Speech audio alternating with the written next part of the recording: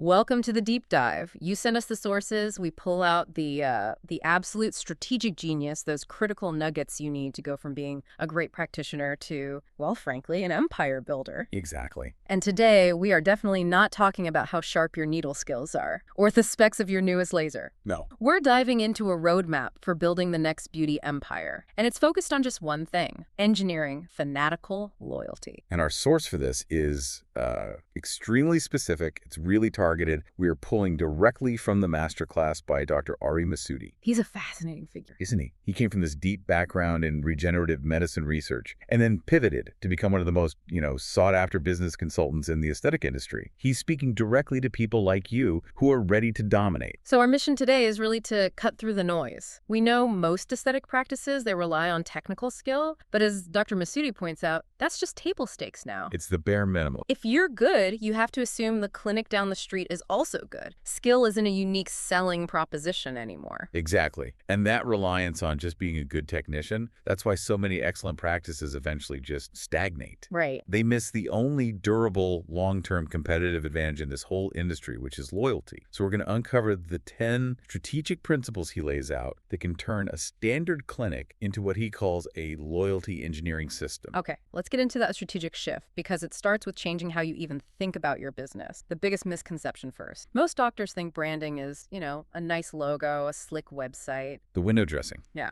Not the engine. Dr. Masudi is really clear on this. Branding isn't a static thing. It's an active loyalty engineering system. Okay, a loyalty engineering system. Yes, it's not about how you describe yourself. It's about what your patients feel, what they do, and what they say when they're totally outside your clinic. And the amazing thing is that behavior can actually be designed. It can be managed. Which leads us right to principle 1, and this is so counterintuitive. Focus on the top 1%. It really is. The sources show that most practices are just pathologically obsessed with getting new patients. It's all about acquisition. Completely. They spend 5 times more money attracting total strangers than they do on retaining the patients they already have. Which is just backwards. It's a colossal failure of capital allocation. It's like buying a new house every year instead of, just fixing the plumbing in the perfectly good one you already own. Retention is always cheaper, but the value of that top 1%, the 1%ers, is just wildly disproportionate. How much higher are we talking? Give us the numbers. We're talking about patients who refer 5 to 10 new patients every single year, just through authentic word of mouth. Their lifetime value is 3 to 5 times higher than an average patient. Wow. But here's the real key. They're resilient, they forgive minor mistakes, and they actively resist offers from your competitors because their loyalty is about identity, not just price. So if they're your most valuable asset, the first step has to be just finding them, identifying who they are in your database. And Dr. Masudi has very concrete steps for this. You filter your database by frequency, so 3 or more treatments a year, total spend, and any known referrals. But there's a secret sauce to it, right? There is. You have to cross-reference that financial data with your social proof. Look for the patients who are tagging you on Instagram or leaving those long, detailed Google reviews without being asked. That gives you your list, your type 50, maybe 100 people. Those are the people to invest in. They are your true growth engine. Okay, but this is where I see some friction. You found them. The next step is a big budget shift. He says to stop offering aggressive discounts to new patients that your loyal ones don't get. But isn't there a risk of, your lead volume just falling off a cliff? It's a great question because it feels scary. But the old strategy is basically punishing loyalty while you're rewarding disloyalty. You're just training the market to chase deals. You're training them to be transactional. Exactly. The move isn't to cut the budget, it's to reallocate it. Take 10 to 15% of your marketing spend away from acquisition and point it directly at retaining and activating those 1%ers. That investment turns them from customers into your best sales force. Right, because their referrals don't need a discount to convert. Let's jump to principle 6, which feels really foundational to this whole philosophy. Lead with why, not what. This is all about emotional alignment. What's fascinating is that patients choose based on what they believe, not the technical specs of your laser. The why is the core belief that justifies why your practice even exists, beyond just making money. So if your consult starts with a list of equipment... You've already lost. You've commoditized yourself instantly. Can you give us that example from the masterclass, the before and after? Sure. So instead of saying, we offer advanced injectables, you lead with a mission statement. Something like, we believe aging should enhance who you are, not erase it. That's a powerful stand. It's a magnet. It attracts attracts patients who share that value, and they become advocates who will defend your brand and your pricing. Okay, so we've shifted our mindset. We're not chasing strangers, we're owning relationships. But loyalty needs a place to live, right? It has to be a tangible experience. So how do you build that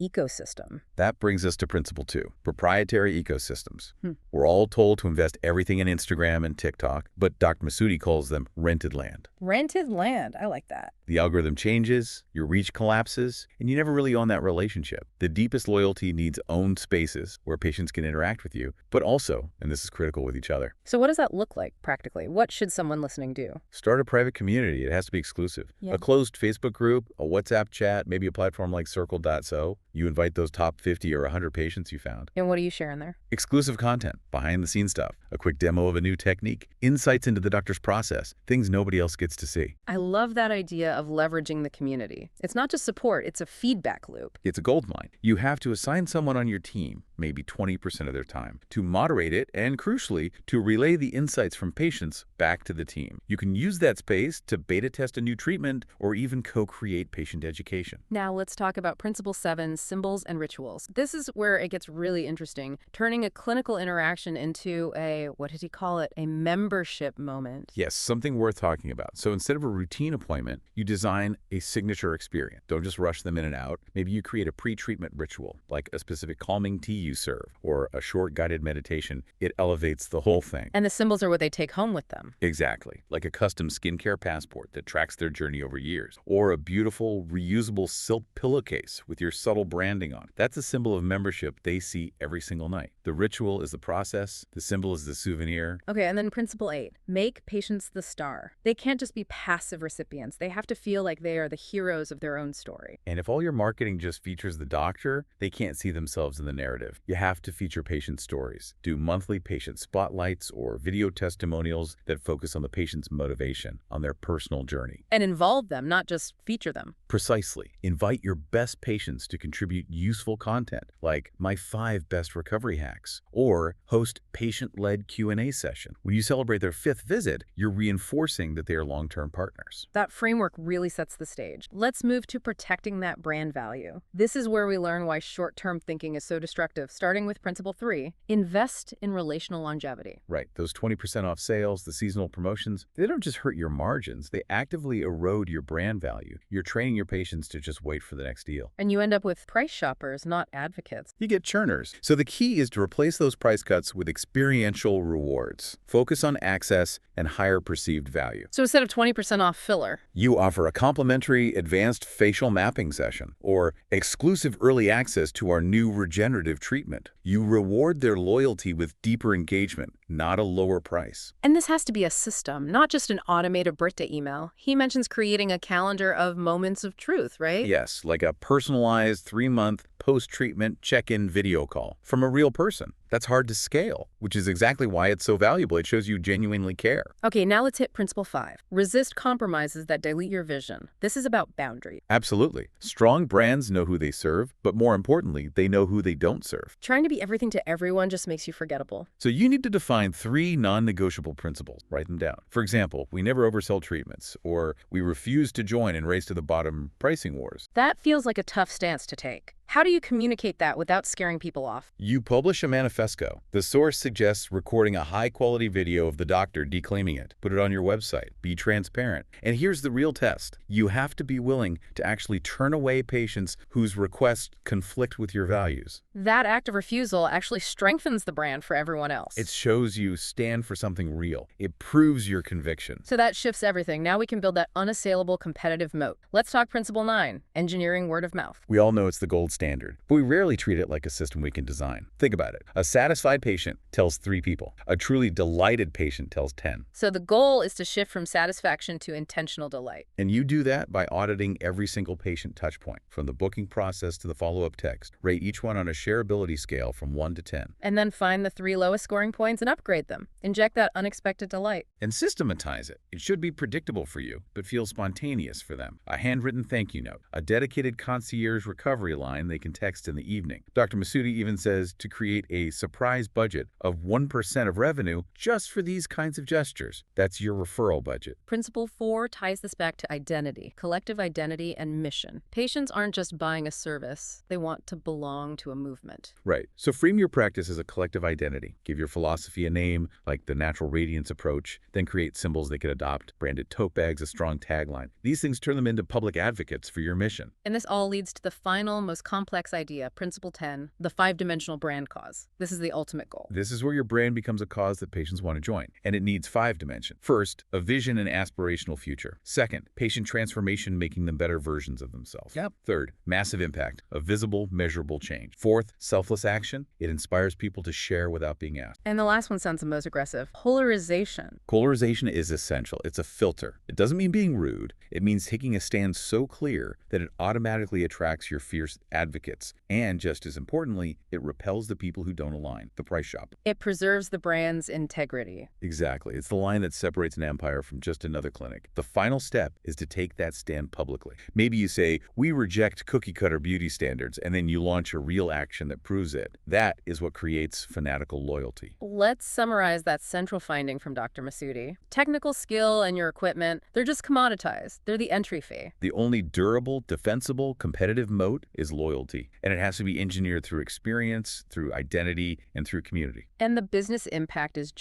it's immediate. He sees practices that cut their patient acquisition costs by 30 to 50% just from organic referrals, and they can command 15 to 25% pricing premiums without any pushback. Because the value isn't in the syringe anymore. It's in the relationship and the identity. This doesn't happen by accident. It is designed and relentlessly executed. So your competitors are busy optimizing for clicks on platforms they don't even own. You now have the tools to shift your focus to engineering loyalty. We want to leave you with the 3 strategic questions Dr. Masudi says you should answer this week. First, who are your top 50 patients, and what is one unique, high-value thing you will do specifically for them this month? Second, what is the one patient touch point, your lowest scoring one, that you will redesign this week to be truly remarkable? And finally, what single polarizing cause will your practice publicly stand for, and how will you make that conviction visible?